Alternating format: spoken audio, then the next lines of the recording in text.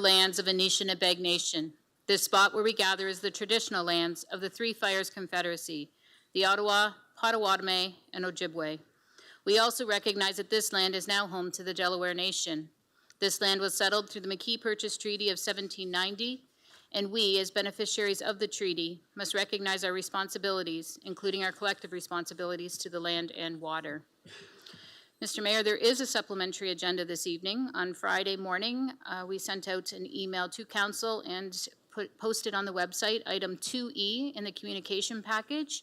It is a letter from the City of Toronto, request of expression for interest for residual waste, and it was included in the package for tonight's meeting. Rules for the council chambers. The municipality of Chatham-Kent supports open meetings that welcome debate of public policy issues in an atmosphere of inclusiveness, integrity, civility, fairness, and respect for differing points of view. Anyone conducting themselves in a way that disturbs, disrupts, or impedes the orderly conduct of the meeting, interrupts or makes derogatory statements or hate speech, defamatory comments about councillors, staff, speakers, or fellow members of the public may result in removal from the premises. This also applies to deputations. We ask that you do not approach members of council if they are seated in their council seats. The public, unless invited, is not permitted to come into the gated horseshoe area. The use of posters, signage, and literature is also prohibited. In attendance this evening, we have absent Councillor Allen and Councillor Doyle. Virtually participating, we have Councillor McGrail and Councillor Finn. This evening, there are no disclosures of pecuniary interest, and we'll move on to the planning services portion of the meeting.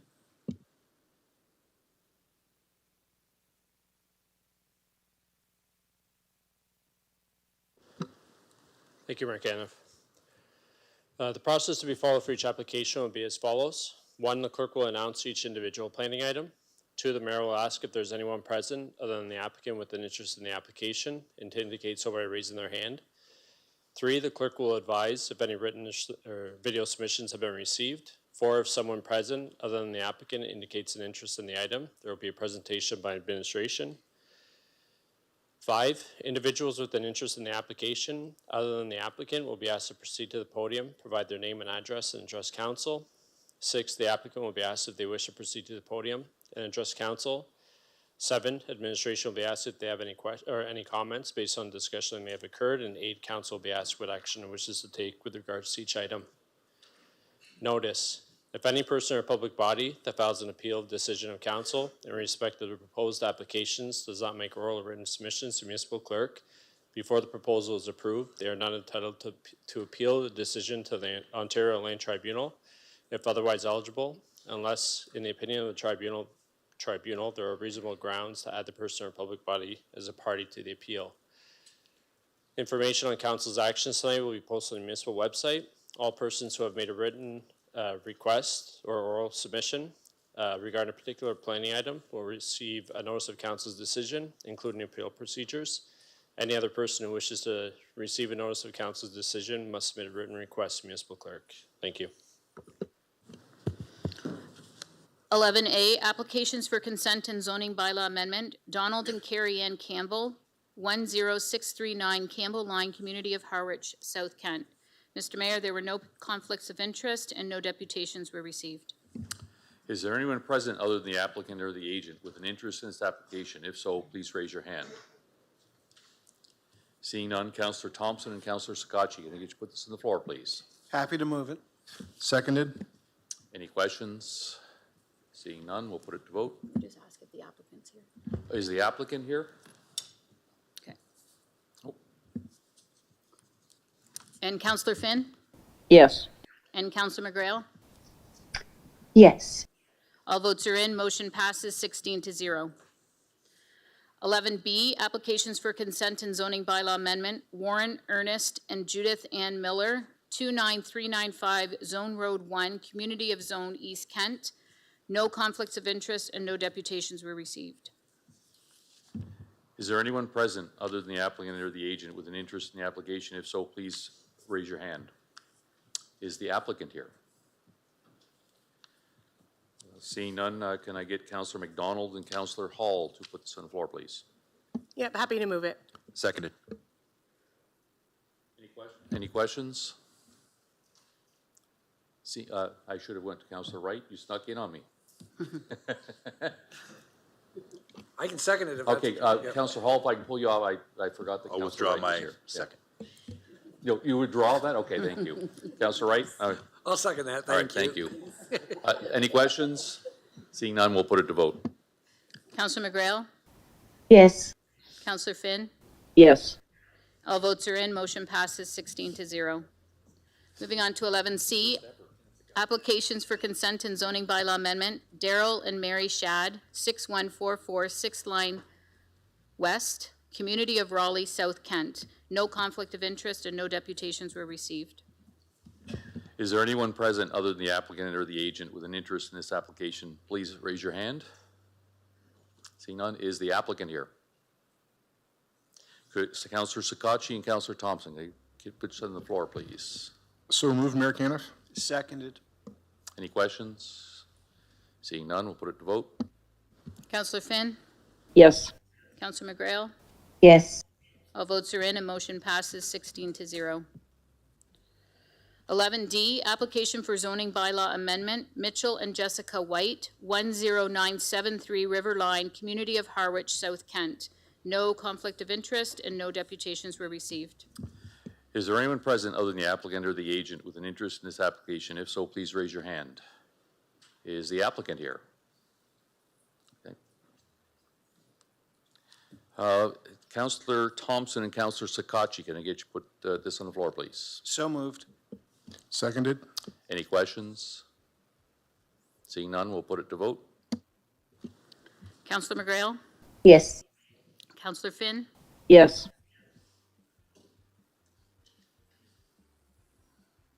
Counselor Sakachi, can you vote? It's indicated on my, yes. Thank you. All votes are in, motion passes 16-0. 11E, application for zoning bylaw amendment, Nicholas White, 10989 River Line, Community of Harwich, South Kent. No conflict of interest and no deputations were received. Is there anyone present other than the applicant and or their agent with an interest in this application? If so, please raise your hand. Is the applicant here? I guess it's the South Kent show. Councillor Sakachi and Councillor Thompson. Thank you. Move this, please. Happy to move it, Mayor Caniff. Happy to second it. Any questions? Seeing none, we'll put it to vote.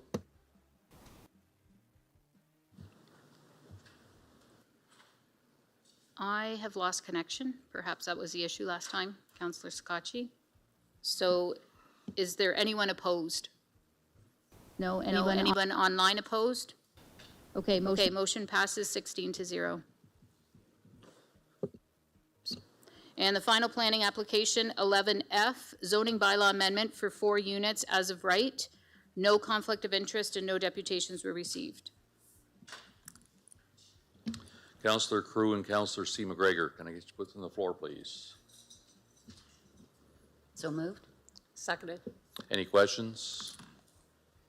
Seeing none, we'll put it to vote. Again, I can't see my screen. Is anyone opposed? Councillor Jubenville is opposed, and anyone online opposed? Hear none. Therefore, motion passes 15-1. There, it's back up. Okay, Mr. Mayor, we now will move on to the deputations this evening. Just call them up. 1 second here.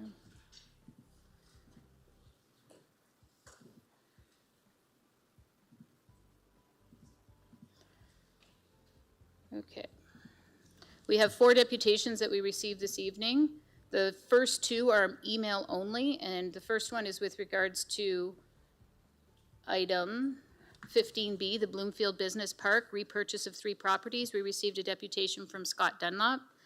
The second one is on item 16A, the Rotary Park and Fergie Jenkins field improvements. We received a deputation emailed by Chatham Senior Diamonds Baseball Club. Now we'll move on to deputations in the room. Both are with regards to item 16B, Infrastructure, Bridge, Culvert, and Roads Innovation Committee. First speaker is Bill Parks. On deck is Jim Brackett.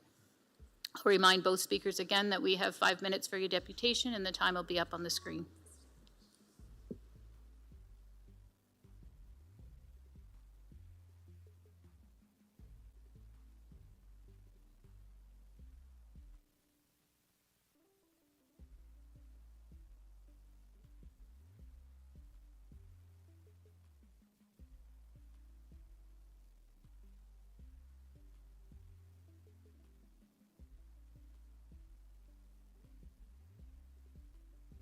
Mayor Caniff and fellow councilors, I'm here to speak on the Infrastructure, Bridge, Culvert, and Roads Innovation Committee. And that's the last time I'm going to say that while I'm talking to you tonight, because it takes up way too much time. Anyway, I would like to start. The committee has significant expertise and a desire to improve the infrastructure in Chatham-Kent. To do this, they need a committee that respects what they have to offer, an environment that allows the process to work. And unfortunately, that is not the case at this time. So rather than eliminate this committee and risk losing the resources this municipality has so desperately needs, why don't we get back to basics and ensure the committee functions the way it was originally designed by council to operate? We think this would be worth the effort. The committee was mandated by Chatham-Kent Council under revised terms of reference that was approved March 1st, 2021. The committee is composed of 4 members of council, Councillor McGregor, Anderson, and Allen. 4 ag reps, Pish, Fulbear, Parks, and Yankovic. 4 infrastructure experts, Chrisan, Assan, Kearns, and Isaacs. The meetings will be held at 5 p.m. on the first Tuesday of the month or at the call of the chair. Meetings are open to the public and notices need to be given within 48 hours as to where and when the meetings will be held. This is an advisory committee of council. Council has the final decision-making authority. Recommendations toward the council must be the majority of the committee. History of the committee: meetings on May 4th, 21, May 30th, 23, December 12th, 23, April 16th, 24, and February 4th, 25 are not monthly and therefore not following the established mandate of council. The meetings have been arbitrarily limited to 1 hour for reasons not clear. This time is inadequate for any serious discussion by committee members when they are even permitted to provide input. Committee representatives have asked for more time and have not gotten it. The committee is limited to 1 hour because of non-committee members. Let me skip on. Many Ontario communities make great use of tar and chip roads. We have bought plans from Brant, from Clearview, from Haldimand County, from Middlesex Center, and from the municipality of Lakeshore and Norfolk County.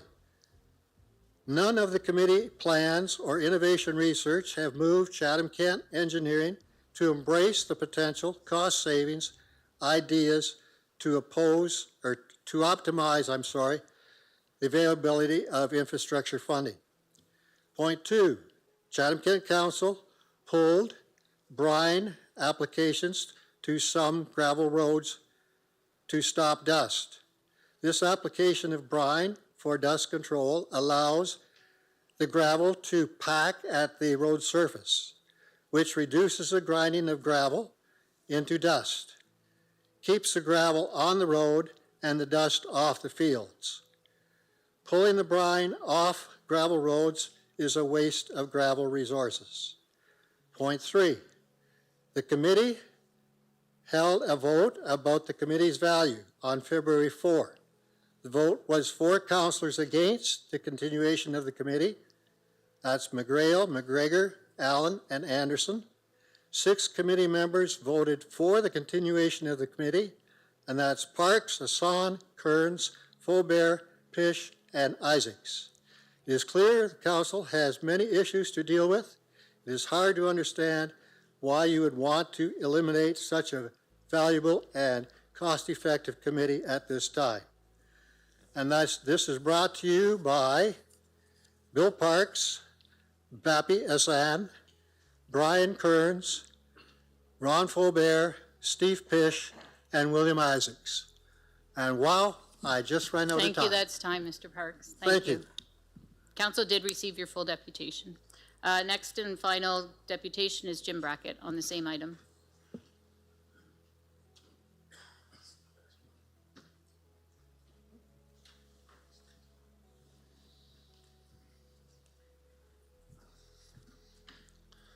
Good evening, Mayor Caniff and Chatham-Kent Council. I'm Jim Brackett. I represent the Kent Federation of Agriculture, which has more than 1,850 members in Chatham-Kent that rely upon our roads and bridges and culverts in order to do some of their business. We are here this evening regarding item 16B on the agenda, the recommendation to dissolve the Infrastructure, Bridges, Culverts, and Roads Innovation Committee of the Council. We do not support this recommendation. In fact, the opposite. This committee was created for a valid reason and a clear mandate to consider how the municipality of Chatham-Kent could innovate and optimize necessary investments in our bridges, culverts, and roads. The committee was to review the processes related to, this is from the mandate, establishing asset priorities, procurement, including tendering versus design build, sourcing criteria, which should include the evaluation of project on initial investment, their projected life, overall risk, and the annual life cycle costs required to maintain the infrastructure. Tendering timelines, standardization of the types of projects. Number 3, to consider financing of said assets. 4, inventory reduction and or the possible repurchasing of assets. Changes to the service level for number 5, consideration of new infrastructure, utilization of traditional products versus new technology and the relationship to product life and risk, legal liability and risk management considerations. These are all 8 points that were part of the mandate of the Infrastructure Committee.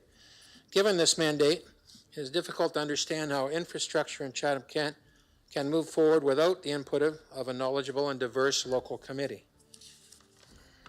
Composition of this committee has been well thought out, as Bill has said, 4 members of council, 4 agricultural representatives, and 4 infrastructure experts. In addition, the committee benefits from non-voting staff who are there to assist but not drive the process. They include the GM of Infrastructure and Engineering, the CFO, the Director of Legal Services, and the administrative staff as deemed necessary by the committee. Nowhere in the mandate does anyone from this group lead this committee, a fact we now know has been blurred. With the expertise of the 12 members of this committee, as chosen by the established process, this group has the potential to provide guidance to key infrastructure projects in the municipality. If, however, they are not allowed to meet regularly, as is outlined in the parameters of this committee, as spoken to in the last deputation, only 4 meetings in the last 3 years is not acceptable, and limited to a specific time of only 1 hour, as mentioned by Bill, is a small amount of time to try and go over anything of real value. So the committee is not operating within their mandate, and I think the municipality could gain valuable input from such committee. We've been told numerous times that we have far more infrastructure needs in this municipality than we have time or money to deal with. The list of rural bridges and drainage that are either failing or have fallen into disrepair grows longer yearly. Should we not take advantage of all the possible resources we have available to give us a fighting chance at this monumental endeavor, now and for all future generations to follow? So in closing, the Kent Federation of Agriculture asks that you vote down this recommendation and allow the committee to do its job is outlined in its original mandate. Thank you. Thank you. We'll now move on to the consent agenda. So the following items have been pulled by the consent agenda. Item 15A, Accommodation Needs Assessment Chatham-Kent, has been pulled by Councillor Story, and there is also a presentation this evening. Item 15B, the Bloomfield Business Park repurchase of 3 properties, has been pulled by Councillor Sakatchi. Item 15E, the extension of construction period for the Community Improvement Plan application and property tax increment equivalent grant application for 450 Merritt Ave, Community of Chatham, has been pulled by Councillor Story. Item 16A, the Rotary Park and Fergie Jenkins Field improvements, has been pulled by Councillor Crew. Item 16B, the Infrastructure, Bridge, Culverts, and Roads Innovation Committee, has been pulled by Councillor Carmen McGregor, Councillor Wright, and Councillor Jubenville. And item 16I, the motion of Councillor Sakatchi regarding sidewalk winter control level of service, pulled by Councillor Sakatchi and Councillor Harrigan. And the last report, 18A, the 2024 Recreation Summer Camp Review, has been pulled by Councillor B. McGregor. Therefore, the remaining items stay on the consent agenda to be approved in one motion. Item 14A, B, C, D, E, and F, 15D, E, F, G, H. Items 16C, D, E, F, G, and H. Items 17A, B, and C, 18B, 19A, and 20A. Councillor McGrail and Councillor Story, can I get you to move the consent agenda, please? Happy to second, Mr. Mayor. Any questions? Seeing none, we'll put it to vote. Councillor Finn Yes. and Councillor McGrail. Yes. All votes are in. Motion passes 16-0. We'll go to item 15, Development Services. 15A, Accommodation Needs Assessment, Chatham-Kent.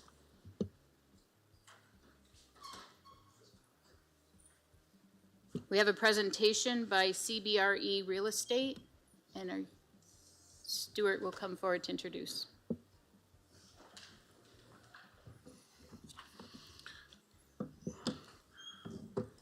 Thank you, Mayor Caniff and members of council.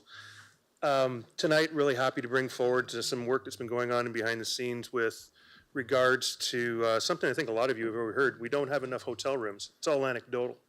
And I've heard it enough. We said, well, let's dig into it and find out whether or not there is really a need, and let's test Chatham-Kent versus what industry standards are, and find out whether or not this is something that we need to put a little bit more focus on. And to do that, we needed to go out and hire a global leader in this, and very happy to introduce Nicole Nguyen from CBRE, Senior Vice President of Hotels for this, again, a global company, very well respected around the world. And also have Shannon Pavia, who's our Supervisor of Tourism Services, and be answer questions as well if there is any after the presentation. But again, we wanted to go out and find out what year is right. We've heard from our friends at Compass Group that John D. Bradley Center has not been able to book certain types of functions because of lack of hotel accommodations. Not too many weeks ago, you'll remember we had an incredible hockey tournament with 5 or 6 different divisions that played in arenas throughout Chatham-Kent. And trying to find a room in Chatham-Kent at that point in time was like trying to find Waldo. And so we had no expectation when we started this. We were really hoping to, that CBRE can lead us and tell us what we should be focusing on in the future. And again, without further ado, Michelle, the show is yours. Thank you. Sorry. Good evening, Mr. Mayor and Council. I'm happy to be here to present the findings of our study. Just a little bit of background. Our group does these across Canada nationally for municipalities, for different groups who are looking to understand whether or not there's a need for accommodation in their community. We try and bring not only our database into the process, but also first-person research and interviews, discussions with local operators and local interest groups that have a need for accommodation, and so they are able to kind of give us some insight as well into the process. Stuart introduced me, but I'm Nicole Nguyen with CBRE Hotels. I lead our practice nationally in Canada and work with a team of 6 or 7 other professionals. And as I said, this is just one facet of the work we do. So the purpose of the study, as was mentioned, was to look at whether there's a need for accommodation. And one of the first steps that we went through was to just look at kind of the overall metrics. And then we talked about where would be potential development locations. We don't go into specific site-specific selection criteria necessarily, but our objective is to identify the areas most likely to be looked at. And again, we do this always from the developer's perspective. So it's not the municipality's perspective, it's not my perspective, it's what do we think a developer would see as the most optimum site and why would they select that. So the study boundaries obviously encompasses all of Chatham-Kent. We looked at 2 selected development areas, one being kind of Chatham proper or Chatham core, and the other one being in Wallaceburg. These 2, there's obviously the report talks through this in detail, but there are specific reasons we looked at these 2. Important considerations for site development or site selection are things like access to roads and transportation routes, access to demand generators, access to what we call support amenities, so things like restaurants and retail, and ultimately access and egress, but visibility. There is still a component, as much as everybody today has a smartphone and generally books accommodation in advance, there is still a need to be visible in case you are getting drive-by traffic or people who are stopping through and maybe didn't plan to stay over originally. So these were the 2 areas identified as potential what we thought would be most attractive for developers. Then we looked at what the accommodation market landscape looks like today, or has looked like recently. So this is what we define as the competitive market. When we do this, we are looking primarily at fixed roof accommodation. We exclude things like glamping sites, RV parks, things that are primarily cottage rental, because those are not necessarily transient, they tend to be seasonal as well. So we're looking for we're looking for accommodations that operate usually on a full year basis, and those are the ones that are identified here. There was 14 that we identified when doing this. You can also see some kind of natural clustering that happens. The bulk of the inventory that exists in Chatham right now is located in Chatham proper. This is just a review of the historic market performance. This is data we source from our database. This is not estimates. This is not suggestions. This is either information we gather from the industry directly. They report to us. Most participants report to us on a monthly basis. We capture about 60% of all demand in the country reports to us. And then we interview some of the smaller providers who maybe don't participate in our database program in order to come up with this. So these numbers are, well substantiated. You also have there, so you have at the top chart is the competitive market as a whole. And then what we did to understand, because, one of the things that we looked at here is you look at the overall occupancy and it's been in the, mid to high 40s, maybe low 50s on an annual basis between 2014 and really the end of 2023. But that's not necessarily representative of all of the inventory. So what we looked at is how the Chatham core has historically performed, the properties that were formed in that little cluster around the Chatham core, and then kind of all the rural Chatham-Kent properties. And what you can see here very clearly is that there is essentially 2 different markets operating. The Chatham core properties where the bulk of the business and corporate demand exists, where a lot of the meeting conference, when it is here, that's where they tend to centralize. Even a lot of the leisure demand is going to come through here. Where we see demand in the rural Chatham-Kent tends to be during leisure season, so really from kind of late to mid to late May through early to mid-September is kind of the bulk of where we see those properties operate. That's why you get such a difference in the market performance between the 2 subgroups. So although the overall occupancy is, in that 50 range, when we break it out, there's actually 2 really distinct markets operating here. We looked, so the purpose of the study, of course, was to look at whether there was enough support for a new hotel. So in doing so, we had to obviously include a new hotel in the analysis. We came up with a recommendation of about an 80-room property. Again, these recommendations are derived based on market support, but also what the development community typically wants to see. So for example, most of the well-established brands in the hotel space won't let you build less than 80 rooms. You lose all kinds of operating efficiencies, things like that. So they're going to be pressing for at least 80 rooms. Also, from an operator's perspective, that's where you get the most efficiency in your operations, is something 80 plus rooms. 80, 100, 120, somewhere in there is where you maximize kind of your day-to-day operating profits. So we looked at not only including a potential hotel, again, an 80-room property or so. We recommended it be kind of a mid-scale property in what we call the limited focus service. So something, you know, you have rooms, you have a pool, you have a fitness center, minimal meeting space, no real food and beverage other than a complimentary breakfast. This satisfies the bulk of the type of demand that Chatham-Kent currently captures, and it would be most palatable for a developer and probably something that pencils, so to speak, easiest. We looked at if we brought the potential hotel, as well as we looked at kind of what the other supply impacts are. So you have carry-over impact from the closure of the Travel Lodge, which is today seniors housing. You also have the opening, although it's an existing property that was converted to the Quality Inn, you have that coming back into the market. And then underway right now at the Holiday Inn Express is an expansion that will see Candlewood Suites, which are extended stay rooms, added into that property. So increasing the supply by a total of 104 rooms just with that one property.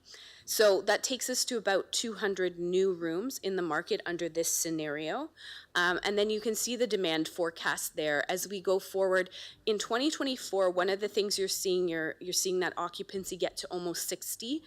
It's getting up there because we had the quality out of the market. We've had the closure of the Travel Lodge, so there's been kind of some demand that's being uncaptured not uncaptured, it's being captured, and so it's leading to a higher overall market occupancy, although if you look at the occupied room nights, they're not actually that much farther ahead. It's the reduction in supply that's making a difference. So as you have those additional rooms come into the marketplace, we believe that the occupancy in the market will kind of resettle about that 53% range.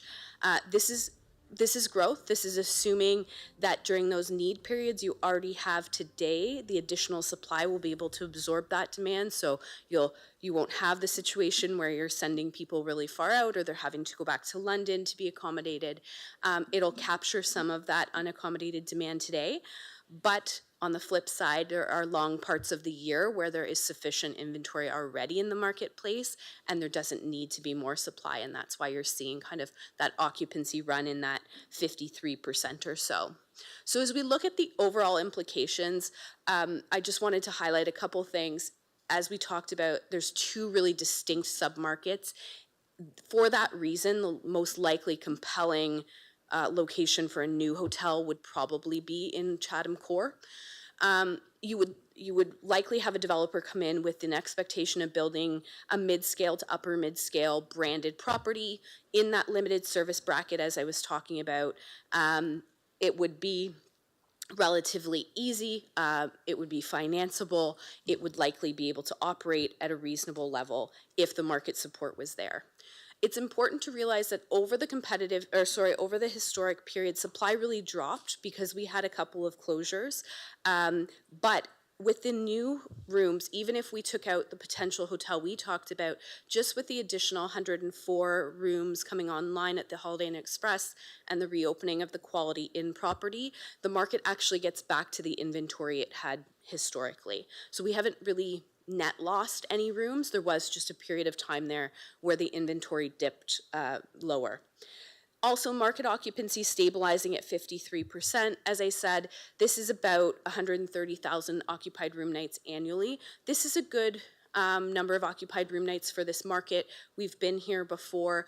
Without getting into some of the nitty-gritty that's laid out in the report, a lot of potential growth for a hotel would need to come largely from additional corporate demand. Meeting conference is one thing, and you know, certainly being able to attract more events to the Bradley Center would help. However, 5 days out of the week, the primary demand driver is going to be your corporate business, and without substantial growth in corporate demand, it would be hard for the market occupancy to move to a level that would support a new hotel development.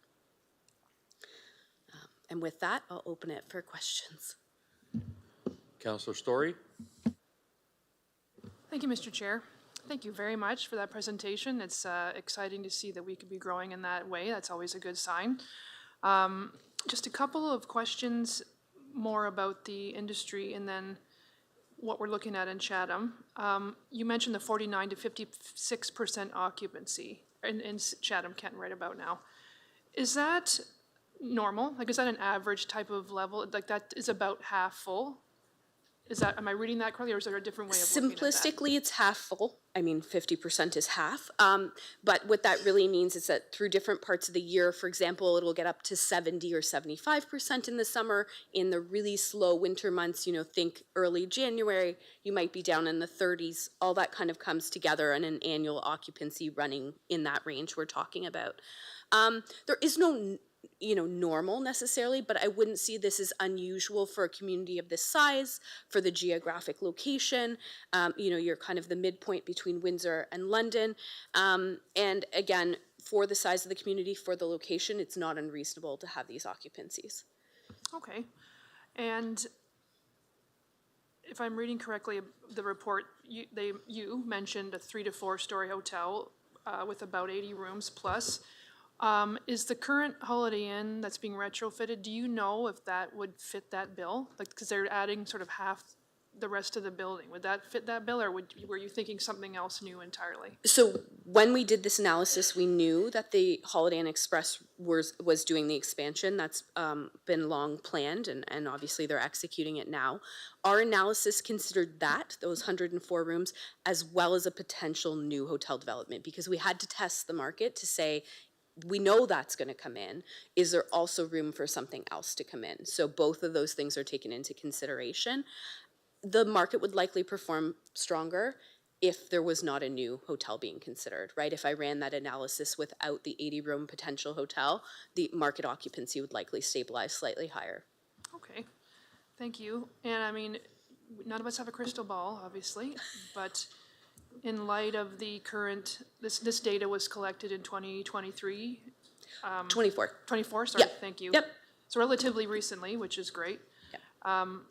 When we weren't necessarily facing sort of economic uncertainty with our neighbors and potential, tariffs and what have you. Do you think that would impact hotel demand, or based on the folks that already stay in our hotels, that would necessarily impact the Chatham-Kent accommodation sector? Without diving too deep into that, the current environment will be challenging for the hotel industry at large in Canada. Any potential tariffs, any economic instability, the hotel industry we talk about all the time is usually first impacted by an economic downturn and has some of the longest lasting impact. And that is because it twofold.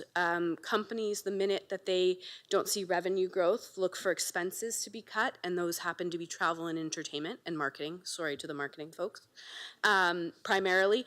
And then on the flip side, people, when they feel that their job is uncertain and they're not quite sure where things are going, they pull back on their own personal travel. So you have your two biggest segments of travel with a high level of uncertainty. That won't be a Chatham-Kent specific problem. It will be a national problem for the hotel industry.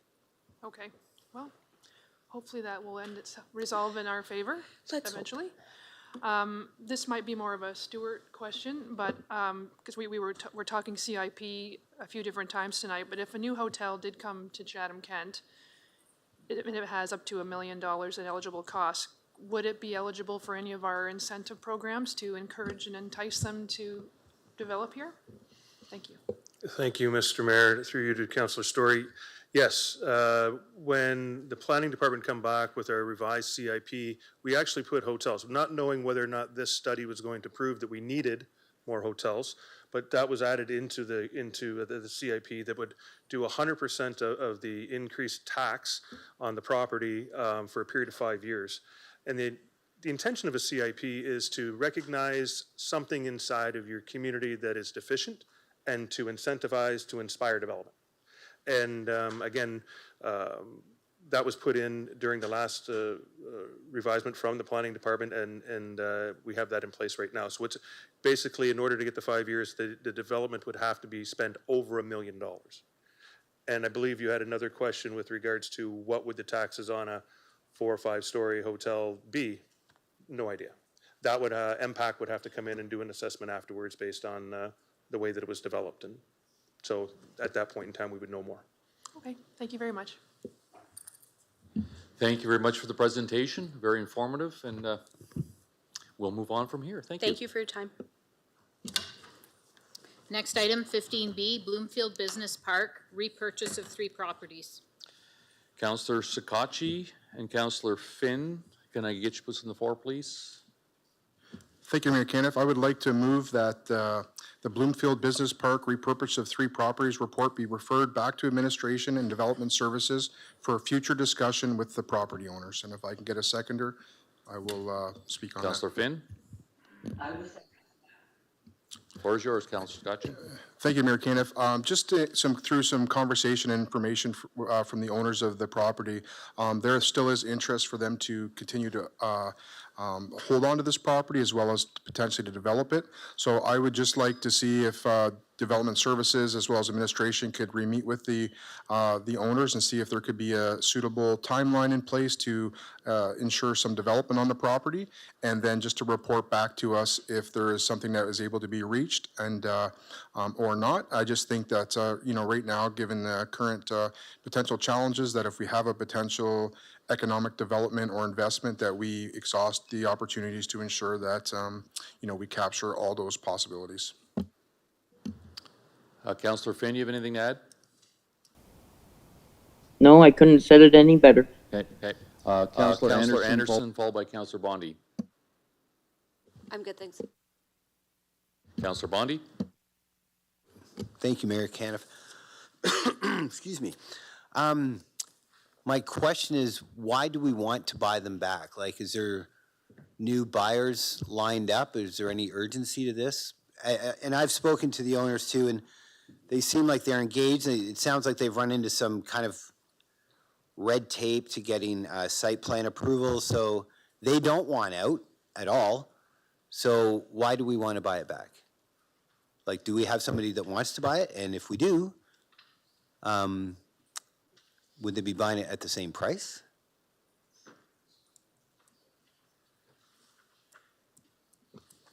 I can.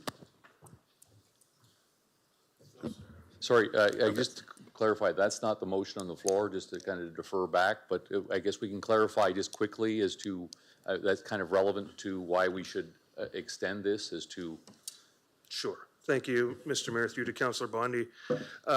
We started talking with this group back in January 2022. We come to council in 2022 with a recommendation based on what they had told us that they wanted, how they wanted to develop. And they closed, I think it was November of 2022, we closed the deal. And inside of there, it says very explicitly, we sign, they sign, that thou shalt start construction or start development within a year of purchase, of closing the deal. We wanted, obviously they had some issues with regards to what they had originally planned. And then the economy goes down. Interest rates go up, inflation. Tried to be very, very understanding and with that, and the concept changed. Wanted to work with them. Their site plan was actually approved March 2024, so they could have started building in March of 2024. 2 of the 3 properties, the other one wasn't turned back to us until January 2025, signed. So the whole idea about that is we want, council instructs us to go out with municipal property to sell it to developers who have the idea of creating jobs and creating tax base. And we went in with the best intentions, I'm sure they did as well, but things changed. And again, through an awful lot of effort and understanding, We tried to work with that, but it comes to a time. And just haven't seen the project move like I think it should or could. For instance, there was a parcel of property that sold just before theirs, and today there's a 70,000 square foot building up on it with occupants. So it's the time, it can be done. More than happy to sit down with the developers, have a conversation with them, clear the air, make sure it's understood, find out what their real intention is. That is not a problem at all. Happy to do it. We've been having conversations with this group since the beginning. Sat down and had a real good conversation with them in June and said, folks, you've got your site plan, it's approved. Now it's time to move on. And here we are today. So hopefully that answers your question. It does. Thank you, Stuart, and I'm happy to support the motion or amendment. Thanks. Yeah, I just, before I pass it back to Councillor Scotchy, I've had discussions with the developer as well. And, given the current circumstances, that's what slowed things down. So looking at that and want to have further discussions is how we can make it work and make a win-win-win situation for all. So thus the deferral. So Councillor Scotchy, any final words? Just one quick comment, Mayor Caniff. I just wanted to commend Stuart's team because, I think that it's important to recognize that I've talked to Stuart multiple times about the file, and I can tell you that the team did their due diligence, and this is no fault of their own, and I think that they're following best practice. I think that it is our goal to to follow conditions of sales. But that said, I just wanted to see if the conversation can be rehashed one more time for the potential of development, and I know that Stuart's team always has the best interest of actually securing, bricks and mortar development in our community. And hopefully it's still with these folks here. But I think it's important to give them one more opportunity to do so. Thank you. With that, we'll put it to vote. Councillor Finn Yes. and Councillor McGrail. Yes. All votes are in. Motion passes 16-0. 15C, extension of construction period for a community improvement plan application and property tax increment equivalent grant application for Orchard Heights Property, Inc., 450 Merritt Ave, Community of Chatham City. Councillor Story and Councillor Bondi, can I get you to put this on the floor, please? Have it put on the floor, Mr. Mayor. I'll second. Councillor Story, floor is yours. Thank you, Mr. Mayor. I think in light of the sort of discussions we're having tonight about different CIPs and tax incentives, I thought it might be useful to maybe review some of these. In the background section of this particular report, it says that the CIP was revised with new incentives to focus on encouraging rental housing and affordable housing in the municipality. I don't believe in the report it indicates this is what this property or site is being used for. So I'm wondering if maybe we could have a little more information and background on, in cases like this, why a 10-year tax exemption would be a recommended option. Thank you. I'm not sure who that should go to, but thank you.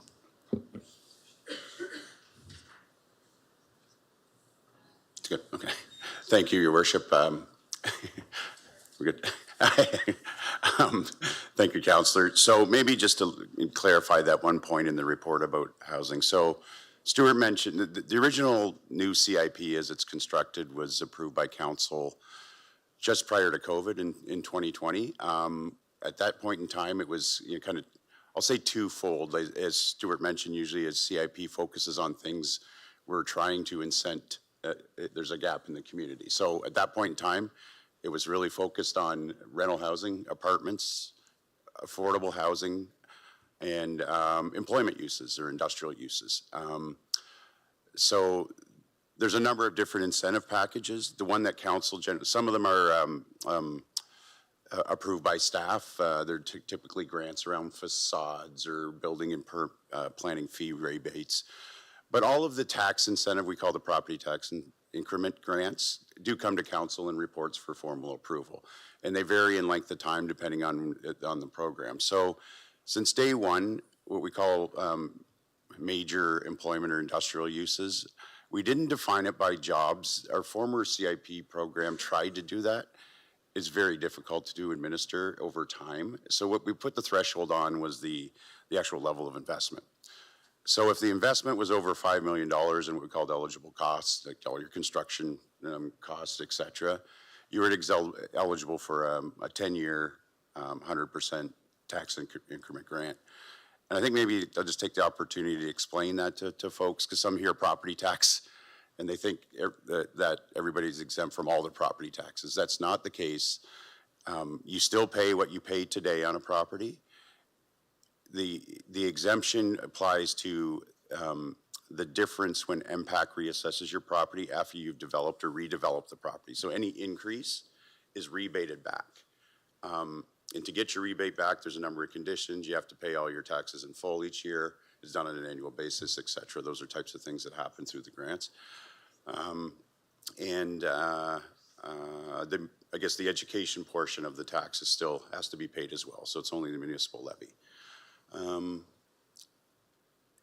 So that's the nature of this one. The other one that would get 10-year, 100% is apartment buildings over 50 units. That was a piece that was amended 2 years ago, where they get 70% of the rebate, and 30% of that rebate now goes into our affordable housing reserve. We were trying to now incent the affordable housing piece a little more under the new CIP. The industrial threshold changed a little bit, but it's still a 10-year exemption. Thank you, Bruce. I appreciate that. That's helpful. So if I'm understanding you correctly, we are we want to incentivize more warehouses being built, or we're incentivizing this because it's over a $5 million development? Yeah, it classifies as an employment or industrial use with over $5 million worth of investment.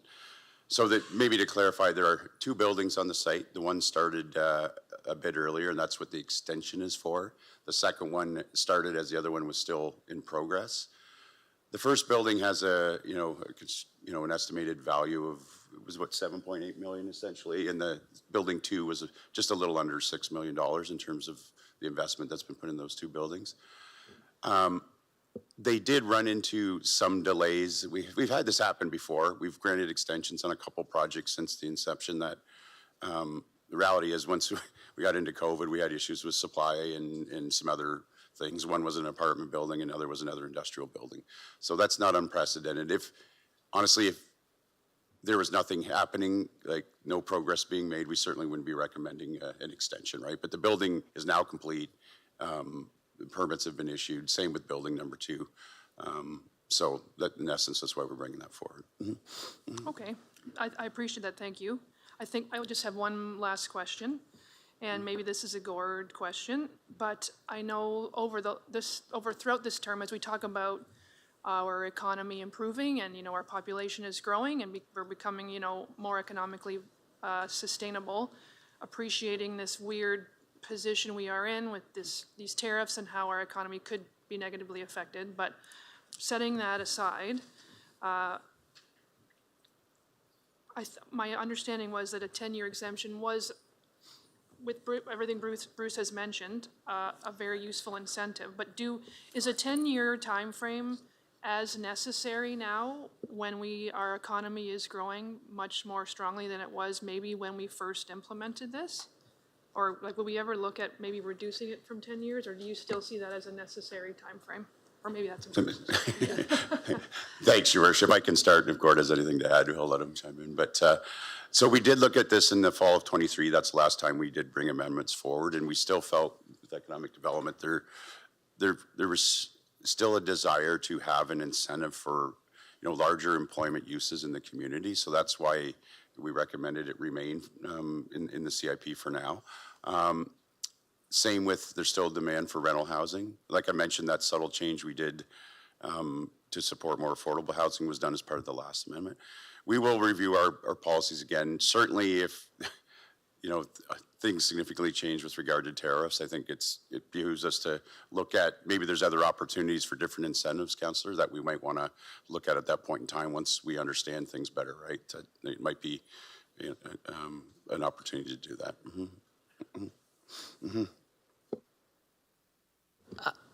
Mr. Chair, I'll just, the CIP program in 2020, it's about jobs and housing, and it's been highly successful on both those fronts. Then we hadn't had apartment buildings built in 3 decades. We had lots of them built over the last few years, and there's one under construction in Blenheim right now, and other ones in the works.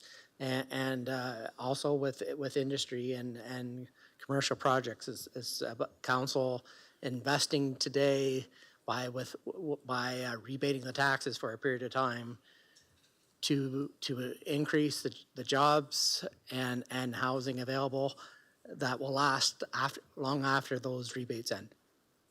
Thank you, Gord. That just raised another question. Are we measuring that? Like, are we sort of measuring the number of jobs we're creating out of these applications, and then I think probably the number of housing units is easier, but are we measuring both of those pieces if those were our primary motivations behind it? So short, yes, like you say, the housing is a little bit more easier to track, but economic development and Bruce's area also tracks the jobs that are created through these. Okay, well, I look forward to seeing those. Thank you, Mr. Mayor. Mr. Dubin, just wanted to add to that as well? Yeah, through you, Your Worship. I think when the time comes for us to review it, and I think we should always be sort of looking at it, we also need to look at our neighboring municipalities, because we're competing with Windsor, for instance, that has had CIP for quite some time. So when we start looking at industrial and commercial in particular, I'm less concerned about residential, but industrial and commercial, we should always look to see what our competitors are doing, because ultimately that's something that we have to keep in mind, because we're not that far from Windsor and London, and I think the challenge we have is if we don't offer something enticing, Stuart and his team have a tough time trying to encourage people to come here. So when the time does come, that's part of the exercise, is the benchmarking with our neighbors. Thank you. Mr. Mayor, I apologize. Can I just ask a follow-up to Mr. Dubin on that? Sure, go ahead.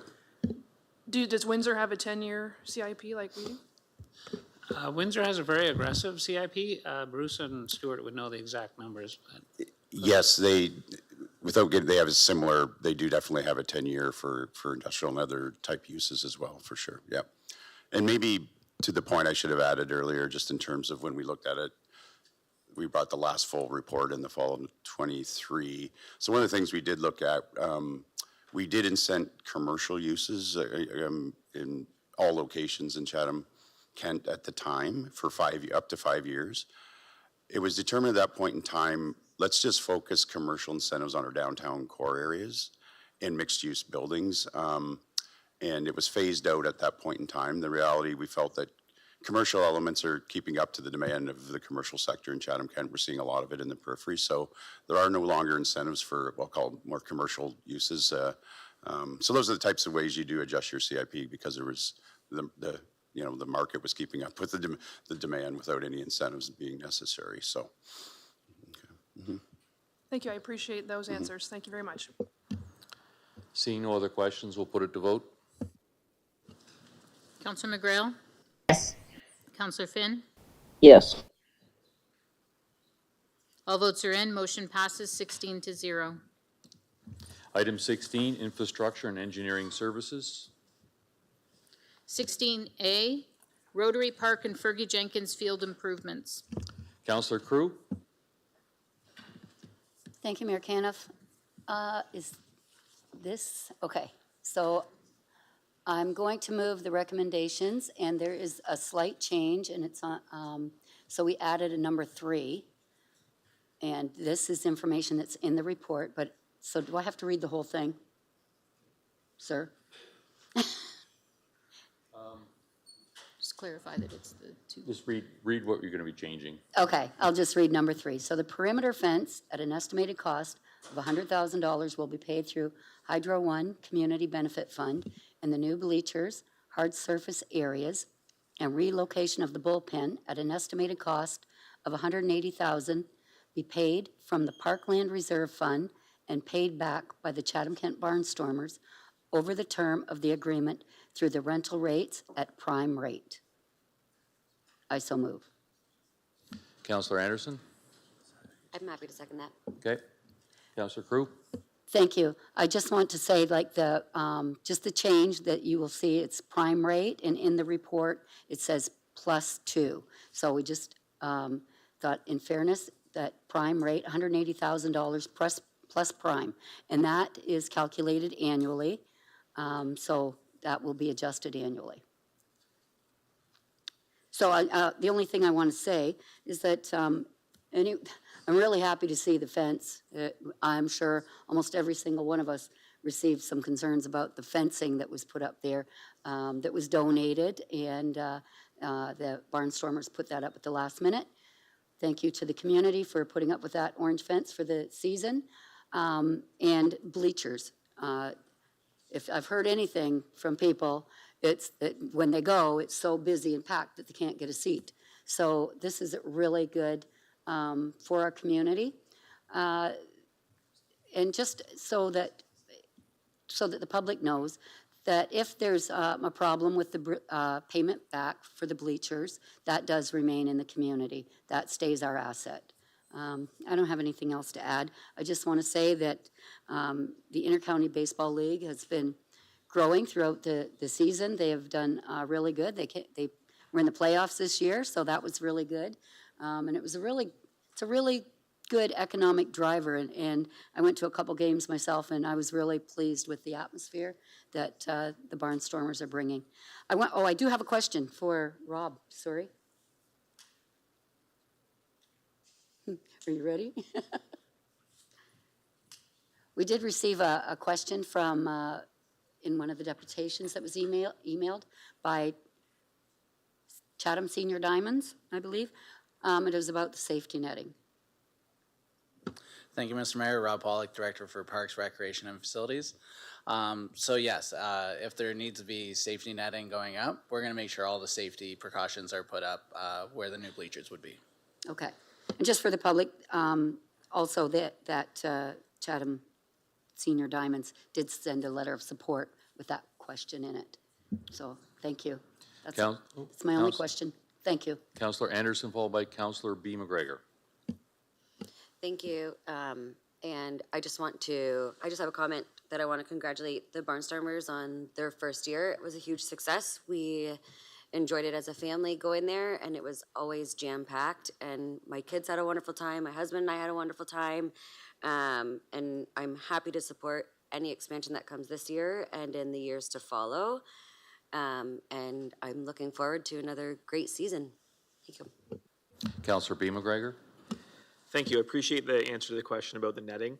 And I wanted to note the support of the Chatham Diamonds as well. And I think it's important to note that improvements to Fergie Jenkins Field are not just for the Barnstormers. It impacts the rest of the community groups and users of that asset. And I think that's one of the reasons that this change makes sense. And it's, I think, a worthwhile investment in the community and a real asset to the community that we saw last year for sure with that inaugural season. Thank you. Councillor Story. Thank you, Mr. Chair. I, too, had a great time when I went to a Barnstormers game this year. I really appreciate that they are in our community. I think some of my concerns stem just from the fact, so it's not about whether or not this is a great organization and, you know, we're all having fun at their games, because I think we all have. It's more about the precedent that we're setting with our taxpayer dollars. So I do have a few concerns with this, more just from the financial piece, because I think what maybe I'm not entirely clear on is that are the Barnstormers a private for-profit business? Thank you, Mr. Mayor. Yes, they are. Okay. So would we, and I also appreciate that, you know, that the improvements to the park, we will, you know, will be an asset, but I'm not sure if it's an asset that we don't necessarily need. That is something that we would always pursue. Have we entered into similar agreements with with for-profit businesses like this before? Gord? One that I remember historically a long time ago was the Chatham Maroons did we did expansion for their own dressing room there, which they 50% paid for, and the municipality 50% paid for. Otherwise, we do get this quite often with working with nonprofit groups that want to, if you think of a soccer group, or they want to build an amenity on one of our properties. This is a little bit unique that this is a for-profit entity. Thank you. Yeah, that's where I admit I'm a little uncomfortable with that, just because I feel like it does potentially set a precedent with when this seems to be not something we typically would do. And it's not anything against the quality of the product or, or anything on the field, but I do feel like this is not necessarily something that we would entertain for a for-profit business. Is there a reason why we would extend to a 20-year term? That also seems like a fairly long period of time to go into an agreement like this. Could we maybe have a little more context on that? So there's a couple reasons. So from municipality standpoint, it secures a long time, a user group for a long period of time. So the Barnstormers would agree to being here for in this situation 20 years, and in their situation, it helps them pay it back at a smaller rate over a longer period of time. Okay, thanks. In your report, you mentioned that one of the potential drawbacks of a 20-year lease would be that if, for whatever reason, if that organization no longer used that field, we would not be able to recoup that money. Is that correct?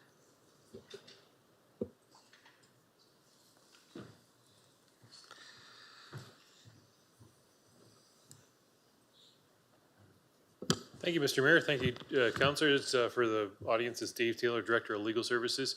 I think that what we were trying to reflect in the report, I worked with Robert and Edward, the General Manager, on this one, is like there's a risk to that, councilor. I wouldn't go as far as to say like we can't recoup it, but of course, with a private entity, you don't know whether they'll have the assets that you can recover against. And so it was important that council knows that there's a risk to that.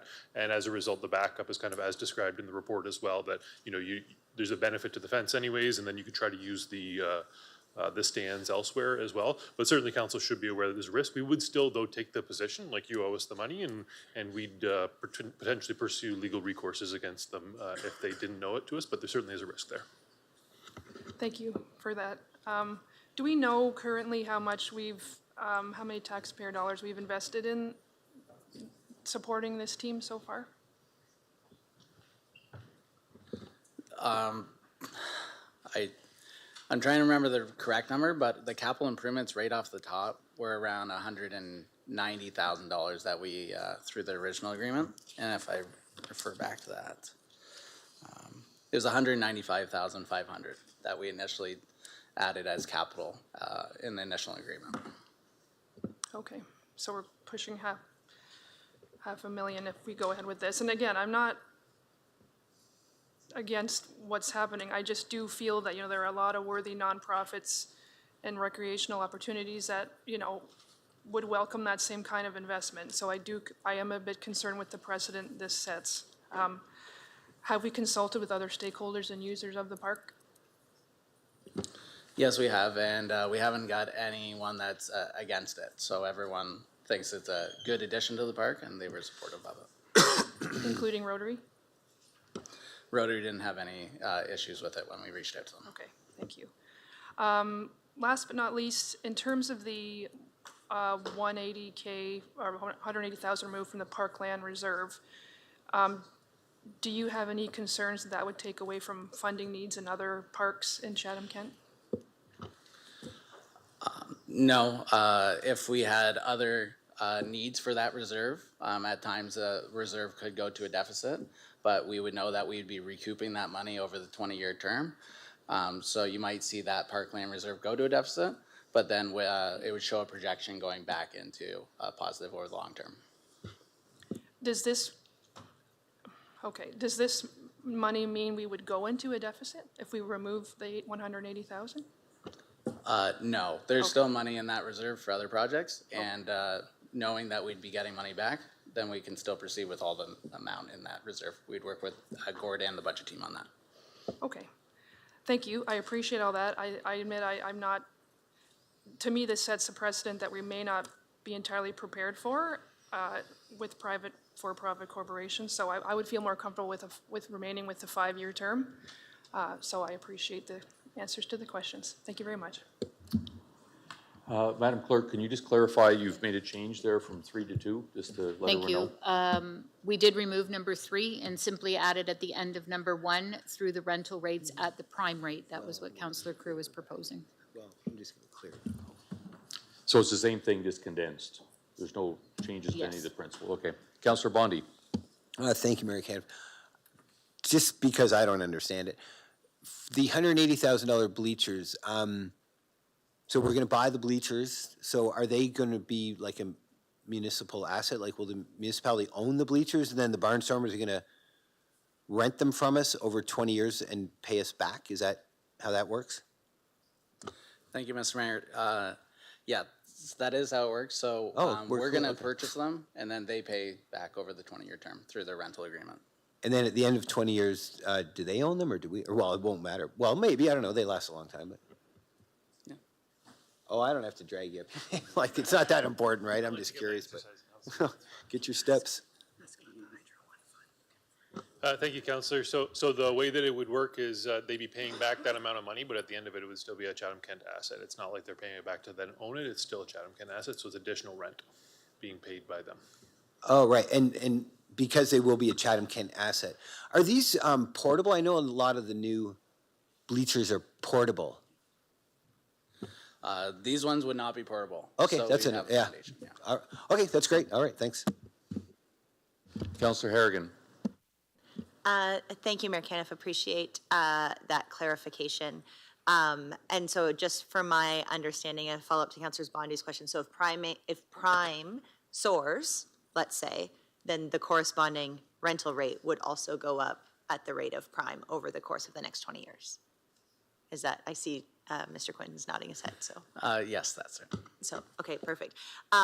Recognizing the barnstormers are technically a for-profit entity, I would actually put them in the category of a social enterprise. Like, yes, they're making a profit or aiming to make a profit. Many times these social enterprises don't make much of a profit at all as they're starting, but they're giving a lot of community benefit. And in this case, the community benefit is park infrastructure that we don't often have budget or appetite to invest in. And then also benefits significant not-for-profit organizations like the Senior Diamonds or other diamond organizations within our community. So I see this as incredibly positive. If there are other social enterprises, particularly in the area of recreation, that have similar proposals, I know for one that I would be really excited to see them lining up. We can leverage the large dollars that we have in our reserves and work with those social enterprise partners to pay back at a rate and timeline that is more reasonable for them. Otherwise, we won't see bleachers, we won't see fencing in these parks. So I just wanted to share that I think it's a win-win, and I want to applaud our rec and finance teams for finding these creative solutions to help these social enterprises and community groups. Councillor Crew, any final words? No, I think it's all been said. Yeah. Thanks. All right, with that, we'll put it to vote. Councillor Finn? Yes. Councillor McGrail? Yes. All votes are in. Motion passes 15-1. 16B, Infrastructure, Bridge, Culverts, and Roads Innovation Committee. Councillor McGrail and Councillor C. McGregor, can I just put this on the floor, please? Yes, I will move to start the conversation. Yes, I'll second that. Okay, Councillor McGrail, and then I've got a few speakers. It'll be Councillor C. McGregor, then Councillor Wright, then Councillor Jubenville. Great, thank you through you, the Mayor. I want to first off express my sincere thanks and gratitude to the committee members.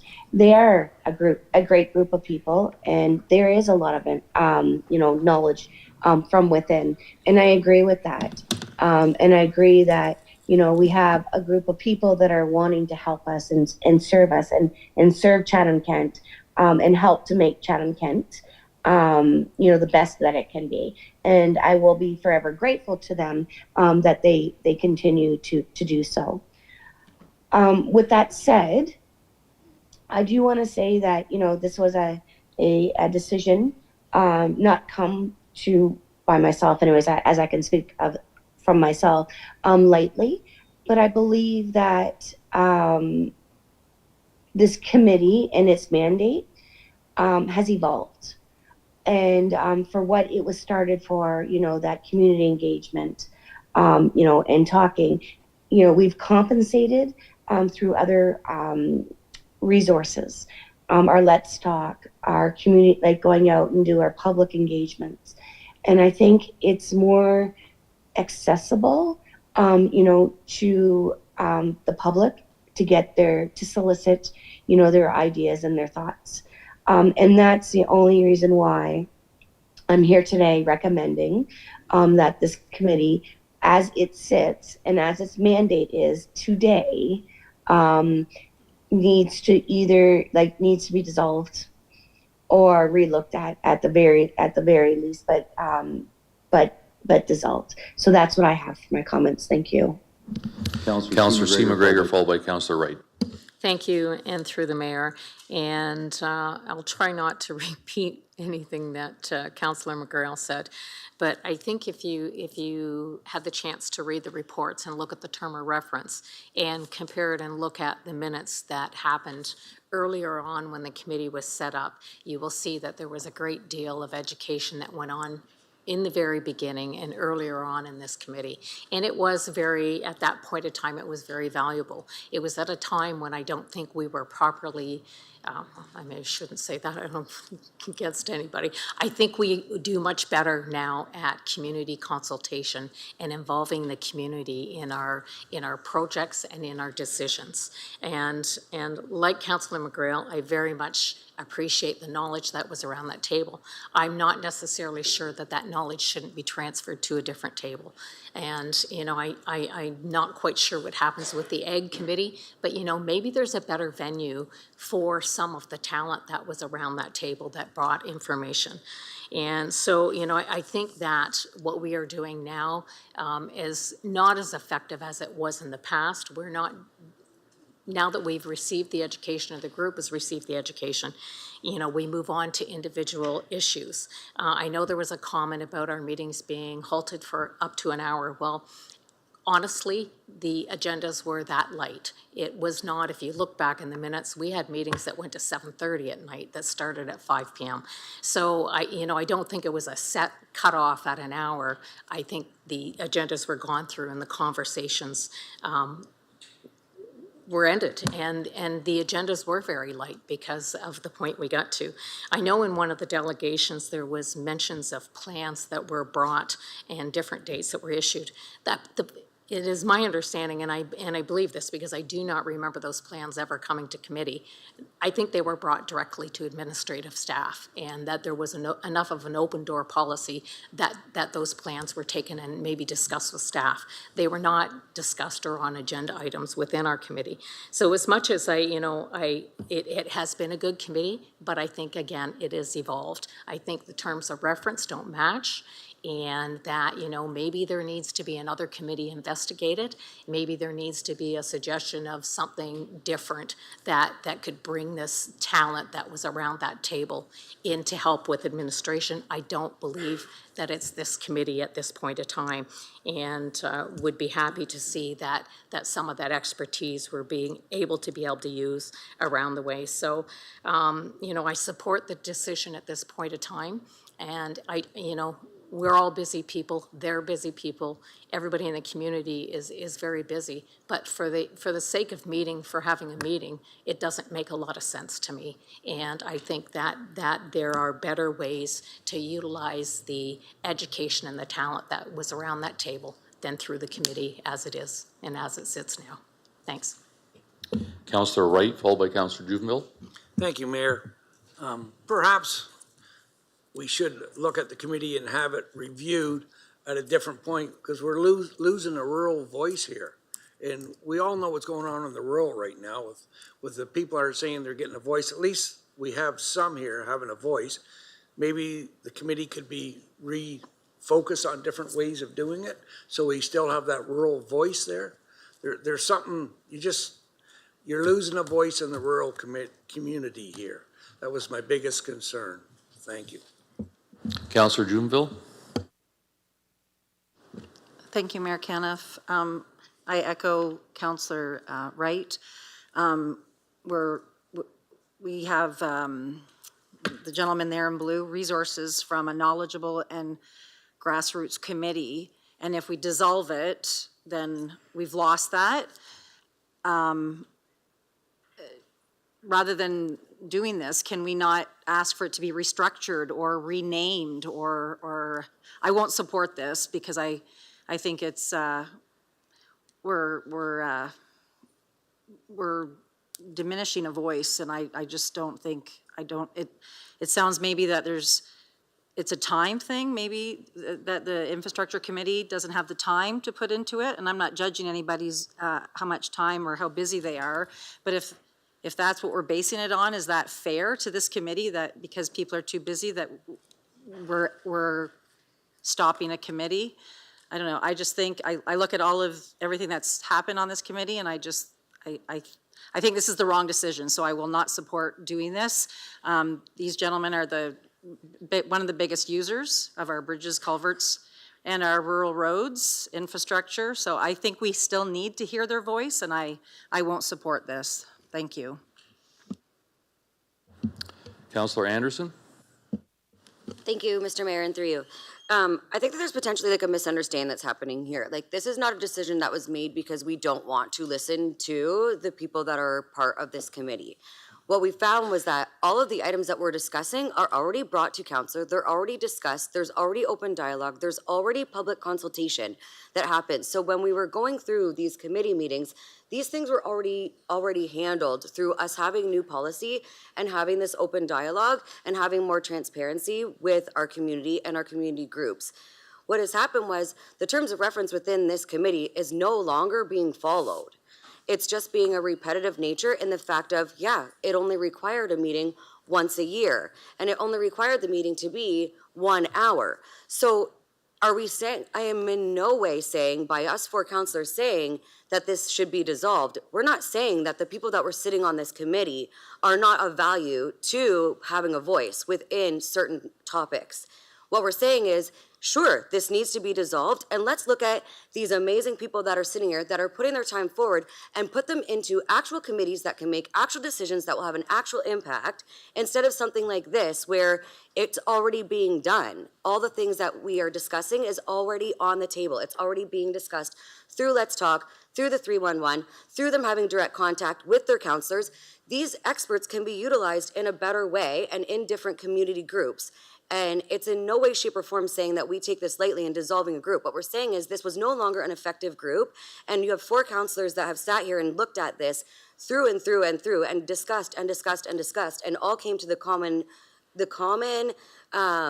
vote that this committee can do, these people that sit around this committee can actually do a lot better work if they're involved in other community groups, that they can actually have a really good voice that will have a really good impact. And this is no longer the proper committee for that to be had. Thank you. Councillor Bondi, followed by Councillor Story. Thank you, Mayor Caniff.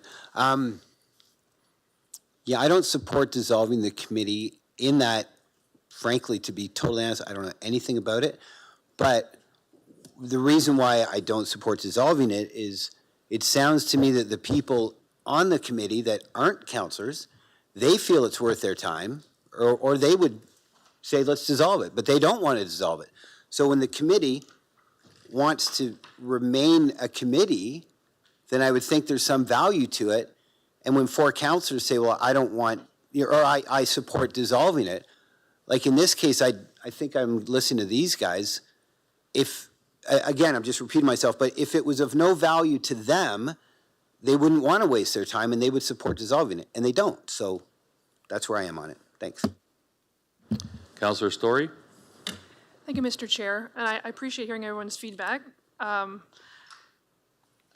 think if I'm reading, and I thank everyone for their deputations tonight, sharing their feedback with us.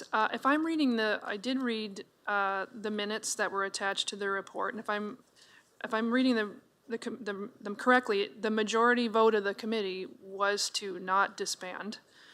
But so that's the majority of vote of a committee, and what I'm hearing is perhaps the terms of reference could be changed, because it sounds like there is some concern about the usefulness of those discussions, which I totally respect.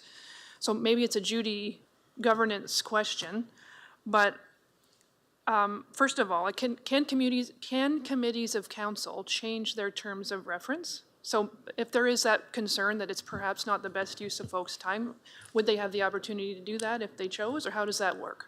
Thank you, Mr. Mayor. Council does oversee all committees of council, and so they approve the terms of reference. So if there is ever a notice of motion or an administrative report that came, yes, council can approve different terms of reference. Okay, like at any time during the term?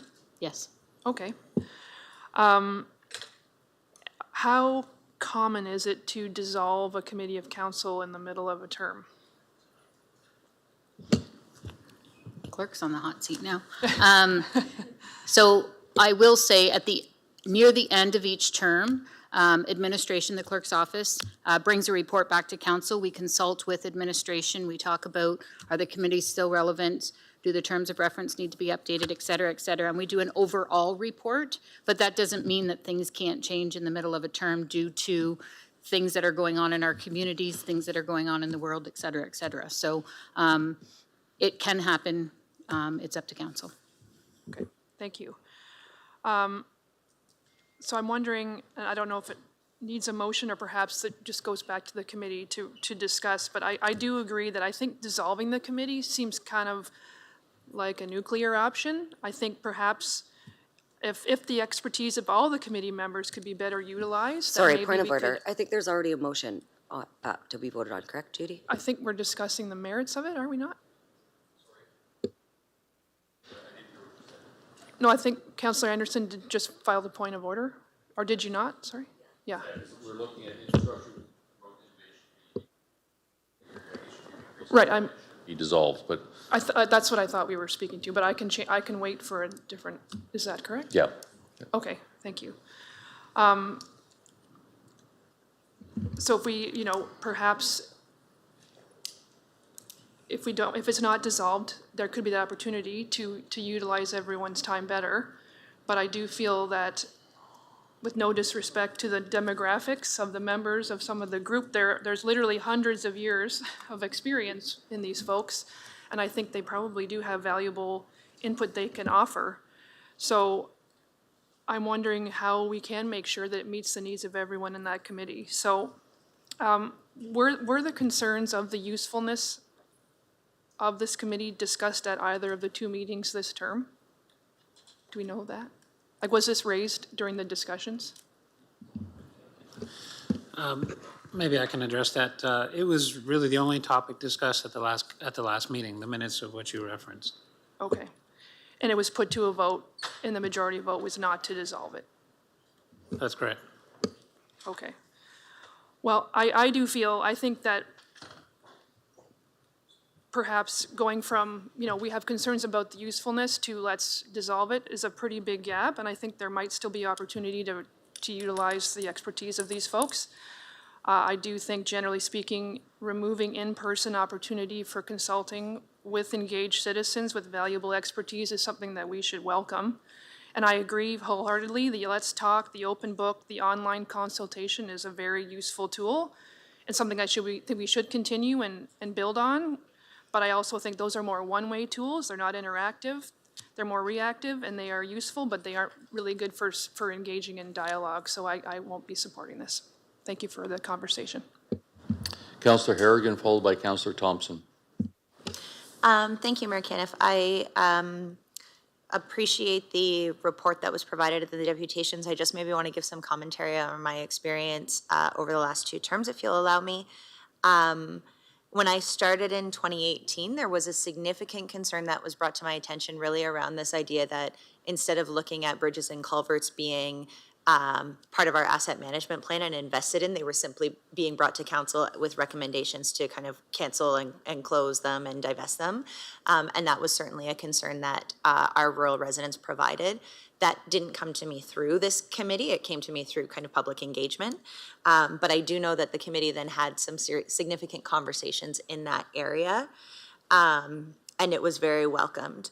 And so when this came forward, I started to review some of the topics and realized that they were educational. And then it got me thinking about what the role of committees are, generally speaking, which Dave would be impressed, brought me to the Ontario Municipal Act, where there was noted that there were a few different types of committees. Some are standing committees and other are advisory committees. In a standing committee, it's noted here that standing committees provide a forum to debate issues and allow interested groups and people to make presentations. The chair of the committee presents regular reports to council and asks for changes in policies and procedures. Or if we were to call this more of an advisory committee, those committees are made up of citizens and experts as well as councillors and municipal staff. They vary in structure, responsibility, and length of term. And an example is an accessibility advisory committee for that case. So there's quite a lot of flexibility into how committees are set up and what their usefulness is. But I really truly think that when we're looking at the structure of committees, they're not really for public engagement. They're really to drive policy direction, changes in policy and decision making. And so I think that it is important for us as council to evaluate whether or not committees should be continued, because the value of our participants and community stakeholders is important, and the time that they give, the value of staff is important. I maybe will call out that oftentimes when we have these committee meetings, we're paying staff time and a half and overtime to be there because it's happening outside of their hours of work, so we have to evaluate that. And I also think that it's okay for us to make changes around that committee as long as we as council feel and hold ourselves accountable to the decisions that we make going forward. So I just wanted to share some of that background research that I had done around committees and how that's helping me make this decision. So I'm going to be supporting the recommendation tonight around dissolving the committee. I won't amend the recommendation, but I would invite staff to also look at some other committees and proactively bring some of these recommendations forward. I know Councillor Hall and I co-chaired the Community Development Advisory Committee as an example. It was very active in 2018 through 2022 when we were looking at our CIPs and how it is we were going to kind of attract business into the community and different issues. But I don't think we've met in this term because, quite frankly, we achieved some of the work that we've done and staff have operationalized those policy recommendations. So I'd be open to seeing some of this as well during the internal council periods, because I think it's important if we say we have a committee, the committee should be meeting, should be doing what it says it's going to be doing, and if it's not, then we should take it off the website and make sure we're being transparent with the members of Chatham-Kent. So those are my comments. Thank you. Councillor Thompson, followed by Councillor Crew. Thank you very much. I want to echo a lot of what Councillor Harrigan said so succinctly there. I'm hearing from the councillors on the committee that it should be dissolved. I mean, that's the recommendation right there. But I don't really see that as a failure. It seems to be discussed as if this dissolving is a failure. There's a defeatist attitude to it. But I more see it as a success, as a job well done. This committee has run its course. It has met its obligations, and we should dissolve the committee. And I think that's, to be quite honest, a good thing. I have heard, though, that from a number of councillors that perhaps they would like to sit on a committee like this and attend those meetings because they're so important. And maybe that's a good thing, too. Maybe there is a new committee, as Councillor Harrigan said. Maybe we get, as councillors, a little caught up with a mindset to policy, to terms of reference, and to a specific role of a committee. This one has run its course. There could be a new one out there. There is a lot of experience and a lot of ingenuity sitting there in the community, as it stands, saying we think we have more to offer. And I don't think there's anything wrong with saying, you know what, this committee needs to needs to be dissolved, and you know what, a new committee needs to come forward with new terms of reference. We can easily start a new committee. We do it all the time here at council. So I am going to support this. That's what I'm hearing from my fellow councillors on the committee. And if a councillor that sees some benefit firing up a new committee, I'll be happy to support that as well. Councillor Crew. Thank you. Thank you, Councillor Harrigan, for your comments. I just look at kind of what Councillor Thompson just said. This isn't a failure, but it's evolved. So the work is done, but it maybe needs to be done differently. And maybe staff can, I'm going to support this for the very same reasons. But I look at the passion and the expertise at the back of the room, and they are always there whenever we're talking about rural infrastructure issues. And perhaps maybe we can look at if this, after this is, the vote is passed or fails, whatever, that we look at doing it differently and perhaps maybe merging this into the Ag Committee. I don't know what they do, and I don't want to pretend that I know, but, and I know I don't want another committee, but I think that we need to look at, does this work need to be done, and how can we do it respectfully and give them the time and the value that you really bring to this table. So I think that I'm going to support this, but I don't think the work is done. I think that it just is evolving. Thank you. Final words, Councillor McGrail. Thank you.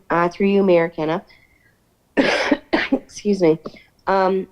Again, you know, without these people beside us is why we're here, and I know the passion.